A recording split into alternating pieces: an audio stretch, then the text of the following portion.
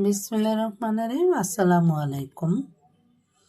আমি একটা পিঠা রেসিপি করব, তাই গুঁড়া দুধ নিয়েছি, নারকেল নিয়েছি, চিনি নিয়েছি, এলাচি দারুচিনি নিয়েছি আর ঘি নেব। এখন চালের গুঁড়া নেব, চালের গুঁড়া ভেজে নেব। চালের গুঁড়াটা নিয়েছি আমি গতকালকে 11-12 কেজি আমি চালের গুঁড়া করে আমি ডিপ ফ্রিজে এগুলা করে রেখে দিই। জাস্ট এই পটগুলোর ভিতরে রেখে আমি রেখে দিচ্ছি। এখন আমি কিছু দেব, ঘি দেব, ঘির সাথে ভেজে নেব।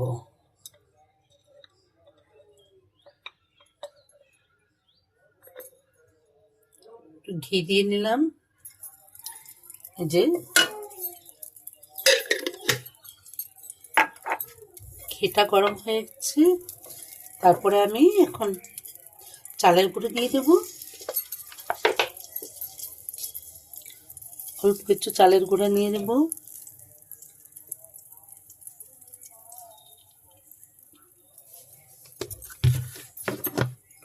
এটা ভেজে নিচ্ছি, হালকা হাতে ভেজে নেব, একদম হালকা করে ভেজে নিতে হবে।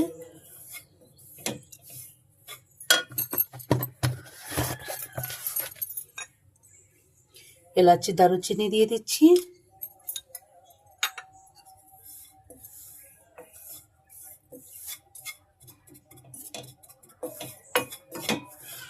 লবণ দিয়ে দেব স্বাদ মতো। মিষ্টি জিনিস একটু লবণ না হলে ভালো লাগবে না।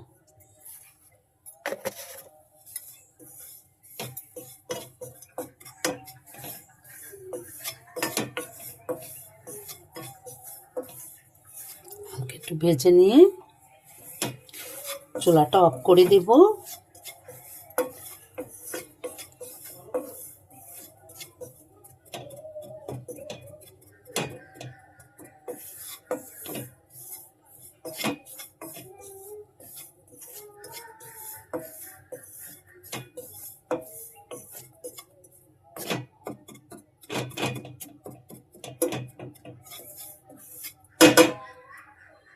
একটা ফ্লেভার এসে গেছে, এটা পোলার চালের গুঁড়ো।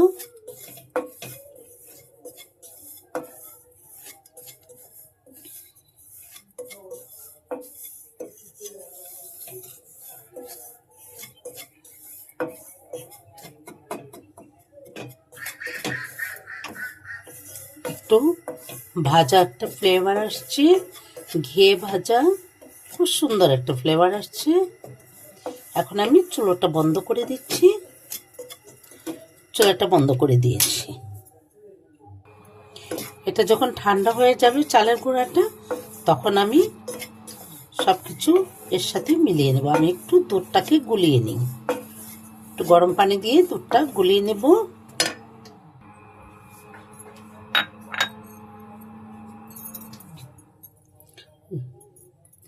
চিনি দিয়ে দিচ্ছি,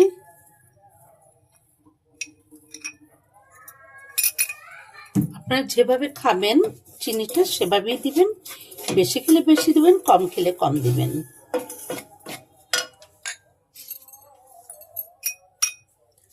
নারকেল কোড়ানো দিচ্ছি,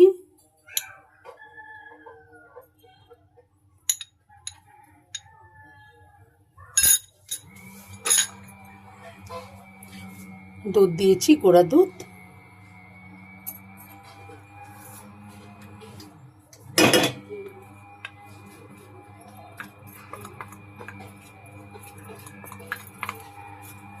এগুলো একত্রে মিশিয়ে নিচ্ছি।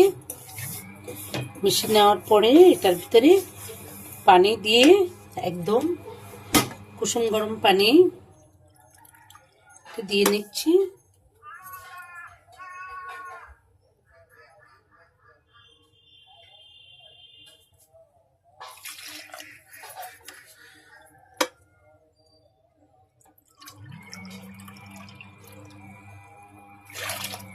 দু কাপ দিয়ে দিলাম, এটা ভালোভাবে মিলিয়ে নিচ্ছি,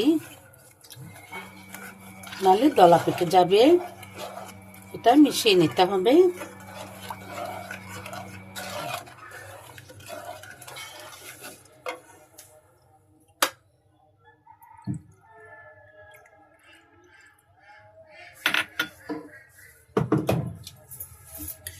চুলোটা জালটা ধরিয়ে নিলাম। এটা আমি এখন অনবরত নেড়ে নেব।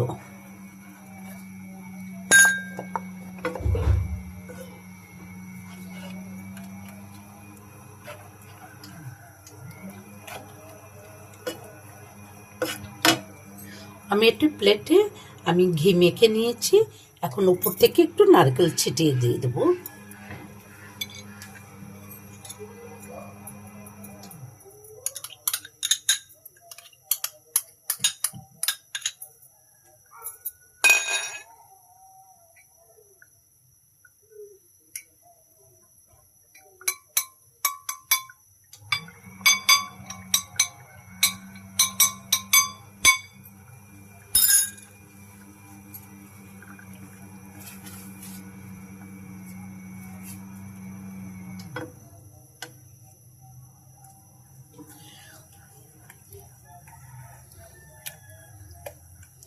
এটা একটা গাঢ় হয়ে যাবে। এই পিঠাটার নাম হবে তক্তি পিঠা।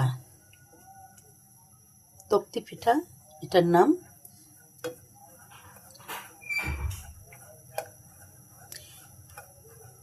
আমি অনবরত নেড়ে যাচ্ছি। আবার একটু ঘি দিয়ে দিলাম।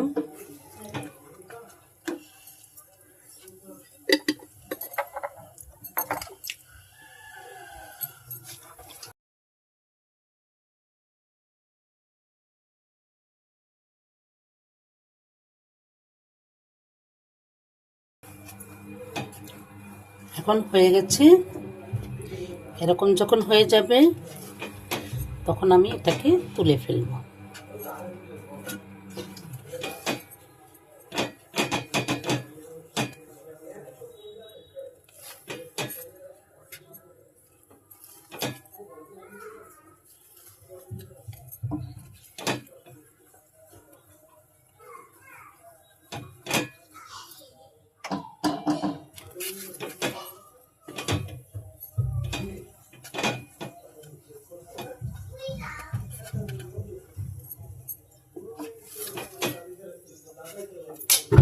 এখন বন্ধ করে নিলাম। এখন একটা আমি ঢেলে নিচ্ছি।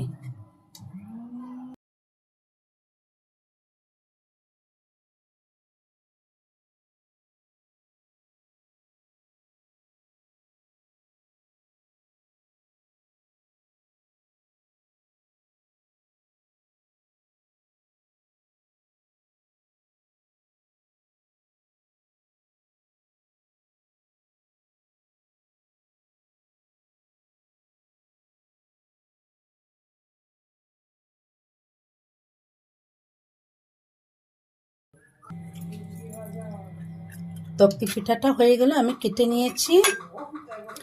ভালো লাগলে লাইক কমেন্ট শেয়ার করবেন। মেয়েকে ইফতারির জন্য আমি পাশ থেকে দিয়ে দিয়েছি। ভালো থাকবেন। আসসালামু আলাইকুম।